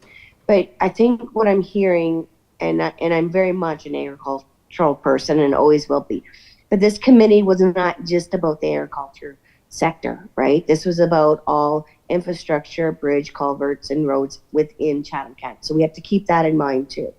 But if we want to make it to that agriculture, I agree with Councillor Crew that maybe this needs to be part of the mandate of the agricultural committee. But again, as it sits right now, you know, I can't support what the mandate is because it has evolved. I mean, if it changes, you know, into something and morphs into something else, well then, you know, let's look at that. But as it sits in the mandate, as it sits right now in front of us, I cannot support. Thank you. With that, we'll put it to vote. Councillor McGrail? No. Councillor Finn? Sorry, yes. Yes, to be clear, the yes means to dissolve, the no means not to dissolve. Councillor Finn? No. All votes are in. Motion passes 11-5. 16I, motion of Councillor Sakachi regarding sidewalk winter control levels of service. Councillor Sakachi? Whereas currently there are over, sorry, do you want me to just read it out, Judy, or just put it on the floor first? Just put it on the floor. I'd like to put it on the floor. Councillor Harrigan? Thank you. I'll second it, and I have a friendly amendment. Councillor Sakachi? Whereas currently there are over 410 kilometers of sidewalk within Chatham-Kent, and whereas winter control is a blend of services provided by the municipality and the expectation of homeowners regarding winter control salting services, be it therefore resolved that administration bring a business case to the 2026 budget update with current best practices employed by other municipalities and the costs associated with altering the current service level. Councillor Harrigan, you had an amendment? Thank you, Mayor Caniff. So happy to support the motion and add, and that this business case also includes incorporating winter control needs for community paths where holiday light shows and events take place. Councillor Sakachi, is that a friendly amendment? That's friendly. Perfect. Councillor Sakachi, floor is yours. Yeah, just very briefly, I just think that it's important that we always look at these things to see if we're doing things the best possible way. We know that anytime we increase service levels, there's a cost associated with that. So I think that the most prudent and best way to do that is to come back in a budget. I know there's a similar motion that's somewhat on the same page as this one, but this one is really associated with the salting aspects, but no cost besides staffing time with this. And I just think it's good business practice to have this come back in a business case where we can actually look at the data and make a data-driven decision. Councillor Harrigan, followed by Councillor B. McGregor. No further comments, Mayor Caniff. Councillor B. McGregor. Thank you, and I certainly appreciate the motion from Councillor Sakachi. I know in the last 6 weeks we've, I'm sure, all received a number of emails or phone calls and questions about how sidewalks are managed, and I appreciate the amendment. And I have what I hope will be a friendly amendment to include sidewalk infrastructure considered trails that are used for active transportation. So when I mention those, I know throughout the community we have some areas that are considered trails, and there'll be examples in every community, but one I would use in Chatham is from Campus Parkway to Kyle Drive. There's a cut-through sidewalk that people use to get from the apartment buildings to Kyle Drive and over to the shopping area. On Merritt Ave, there's a trail that's a sidewalk that's considered a trail that goes from Merritt into like all the streets that are named after Jules. And on Sherwood Court, there's a sidewalk that goes to the municipal soccer field that the kids from Chatham Christian use to go to school. So I think many of these spots are really important for active transportation, normally kids walking, sometimes seniors trying to get to bus stops. So I think when we consider sidewalks, right now, many of those places, we don't consider sidewalks, we consider them trails, so we don't maintain them in the winter. We should include them in this type of study. So I hope that's a friendly amendment. I didn't have time to send it in advance. Mayor Kemp, just wanted to confer with Mr. Soldo for just one brief second, if that's okay? Certainly, go ahead. Edward, when we ask all these, is it very much possible to do it in separate intervals, though? Because, I mean, I know that every time we add something, the cost associated with that is going to increase and then increase again. So if it is a friendly amendment, will that report be kind of cohesive of, this is what it's going to cost for this is what it's going to cost for B, this is what it's going to cost for C, and then kind of what we do it together? Because the last thing I want is to make it a very difficult and challenging process for you. Thank you, through you, Mr. Worship. Having gone through a very similar initiative in my former employer, really I think what we're looking to do is, if this motion is to pass, I think we'll come back to you a number of options. What to do with all those, if you wanted to do all the sidewalks, what if you wanted to do only the main arterials, schools, senior centers, and trails. So I think if you could leave that with staff to be a little bit creative in a number of different scenarios, we can cost those out and come back to you.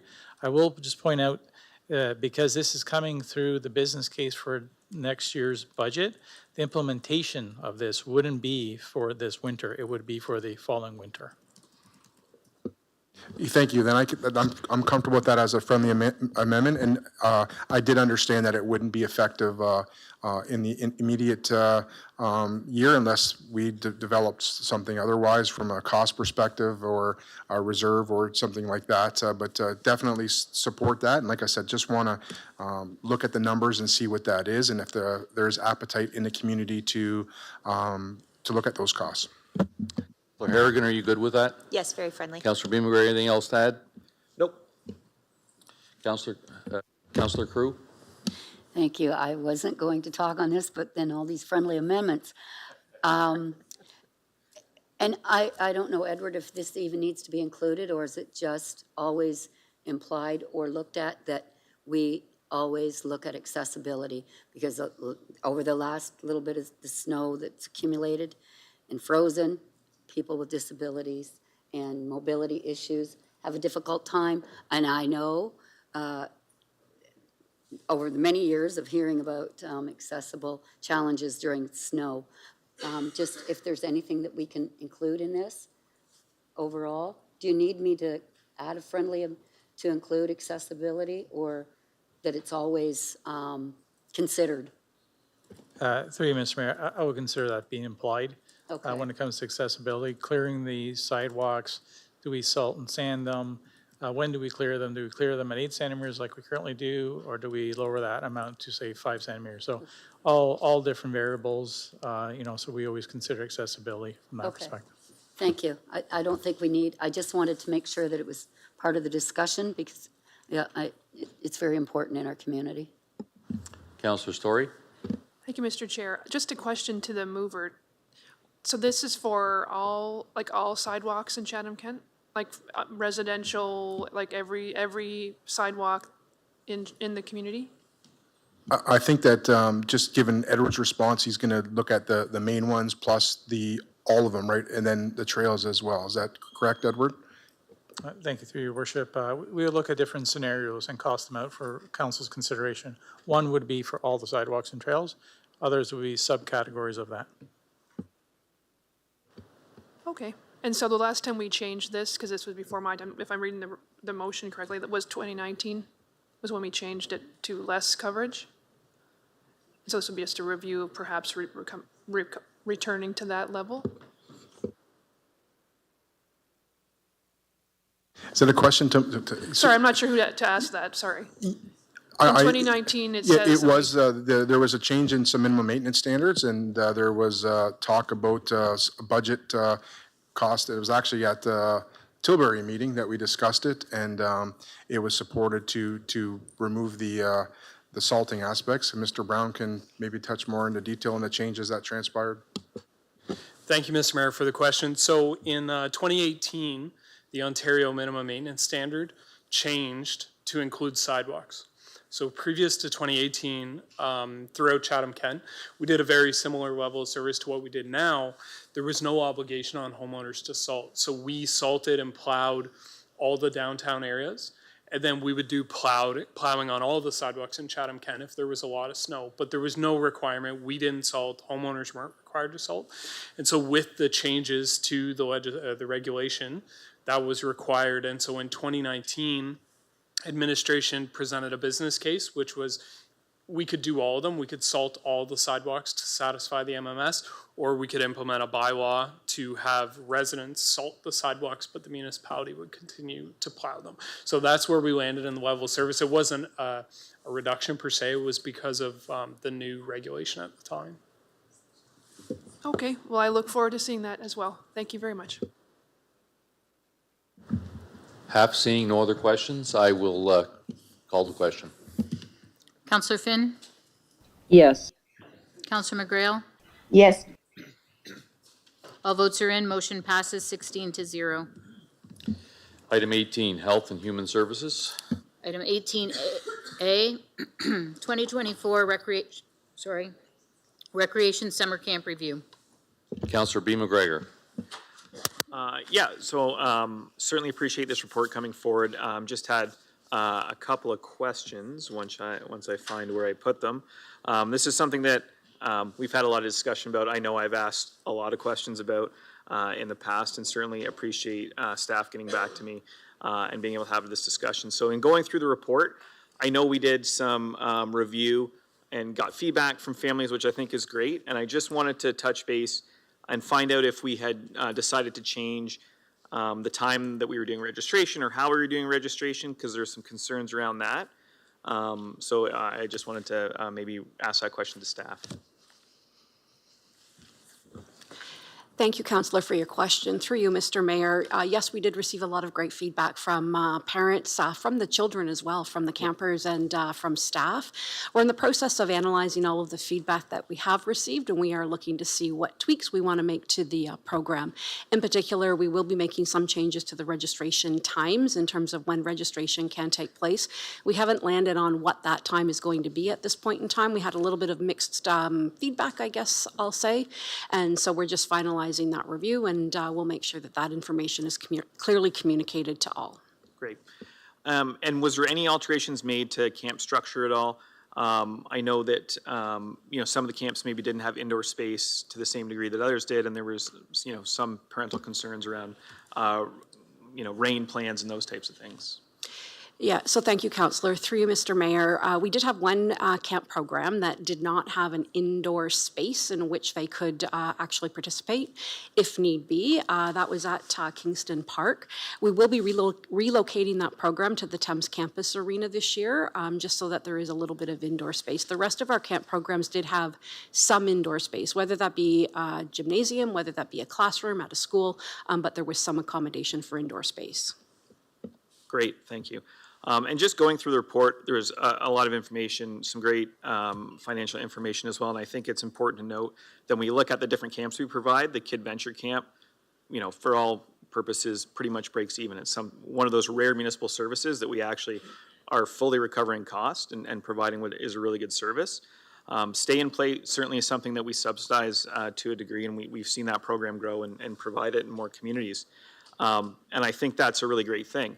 I think it's also a good sort of case study to look at the challenges of providing services equitably through a community. If you look at the appendix that goes through our net cost to each of those sites, you can actually break down into the municipal subsidy that we give per participant in those camps.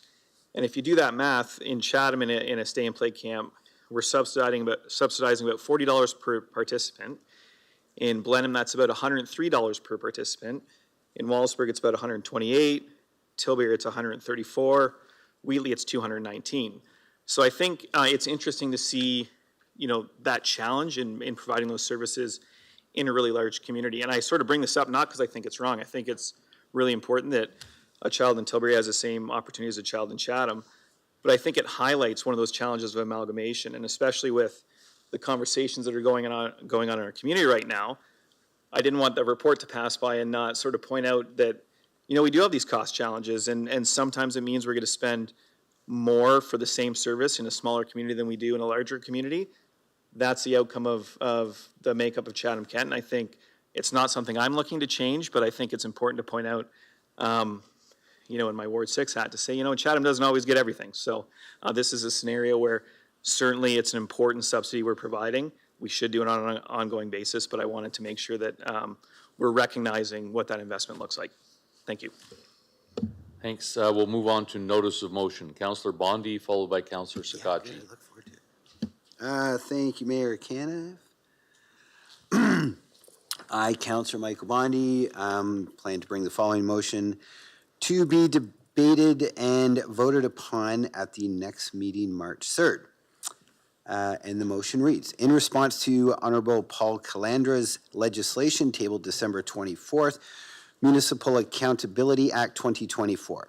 That Chatham-Kent Council sent a letter to Minister Calandra and Premier Doug Ford, the provincial government opposing any legislation that would allow for the removal of a duly elected municipal official and the disqualification of members of municipal councillors and certain local boards for a period of 4 years. Council is in support of the democratic process and recognizes that only the voting public has the ability to remove a sitting elected government official. Council recognizes that elections alone determine who sits on any municipal council, and that practice cannot be undone by unelected bureaucrats and integrity commissioners. Thank you. Councillor Sakachi. I, Councillor Anthony Sakachi, here provide notice that I will be bringing the following item for voting and discussion at the March 3rd meeting of Council. That administration prepare a report for the April 28th Council meeting to provide an update on the status of the ongoing environmental permitting work regarding the 13 acres of vacant industrial land in the Blenheim Business Park. Closed session reports, Councillor Hall and Councillor Anderson. Can I get your second vote? Thank you, Mayor Caniff. Closed session report from Monday, February 10th. Council received information on a proposed disposition of land and a position plan procedure, criteria, or instruction to be applied to any negotiations carried on by the municipality with regard to properties in South Kent, Section 239 2C and K of the Municipal Act. And closed session report from Monday, February 24th.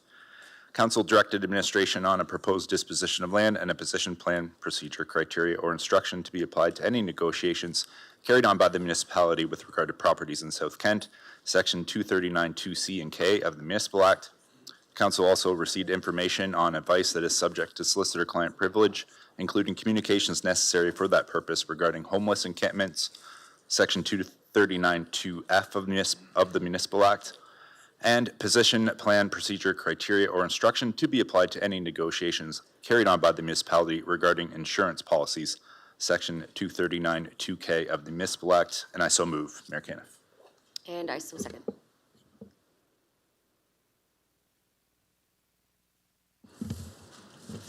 Councillor McGrail.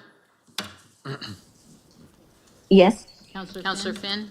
Yes. All votes are in. Motion passes 16-0. Communication items, Councillor Harrigan and Councillor McDonald. Can I get you to move them, please? So moved, Mayor Caniff. And seconded. Anyone opposed? Communication items carry. Non-agenda business, Councillor Story.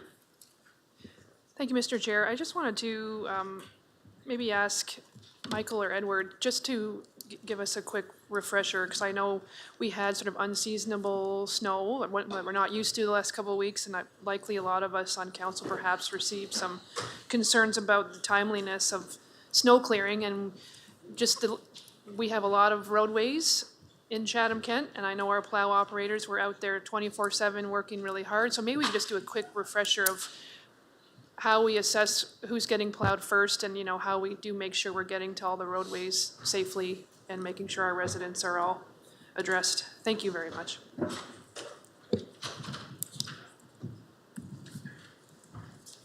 Thank you, Mr. Mayor, for the question.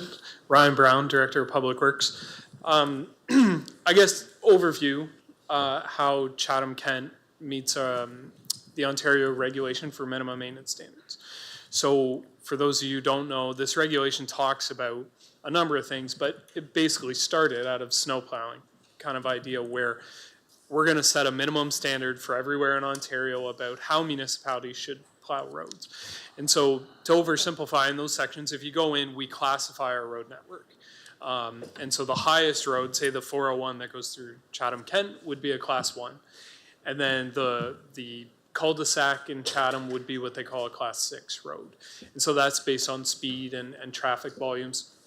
And what that means is it has a table of timelines to say, look, if it's the 401 and it snows 5 centimeters, you have 3 hours to respond. Like a plow needs to be on it to reduce the snow within 3 hours.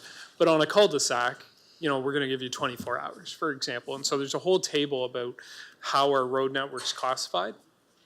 And so when Chatham-Kent was formed and we set up different public works areas, so we have about 10 different garages that have public works operators that drive snowplows along with a handful of contractors.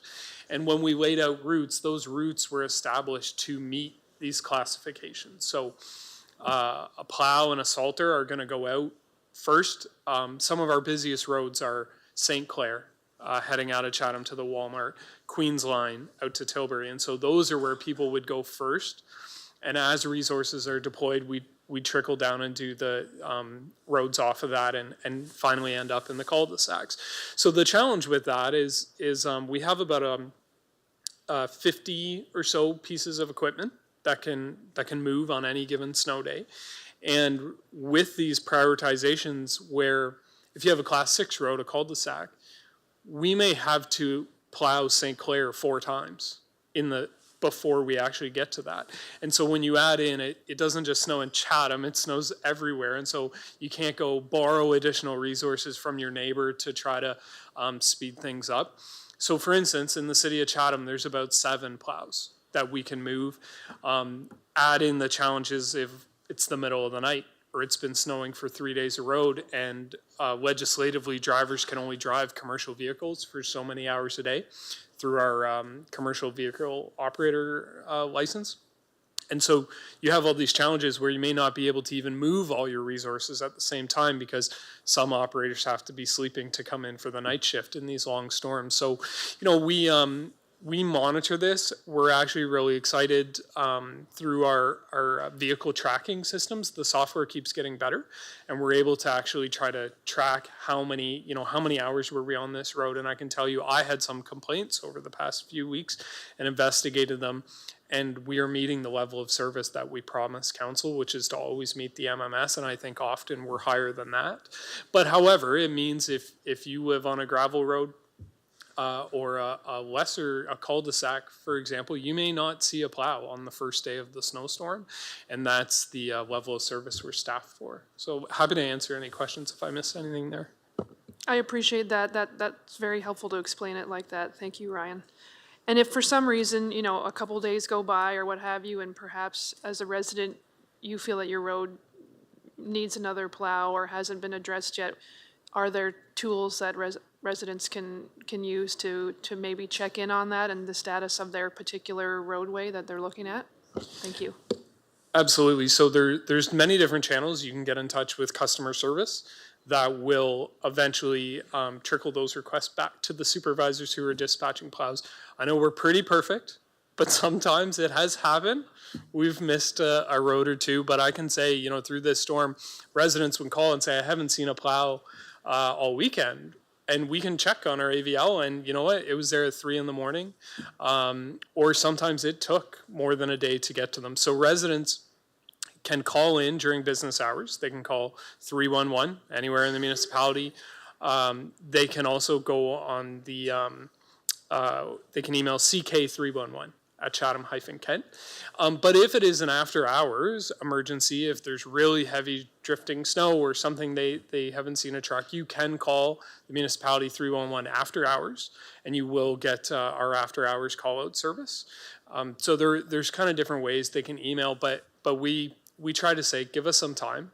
If it's only been 24 hours, we're probably just struggling with resources. But like you said, if it's been a little while and there's a concern, feel free to call or email us, and our road supervisors get that immediately.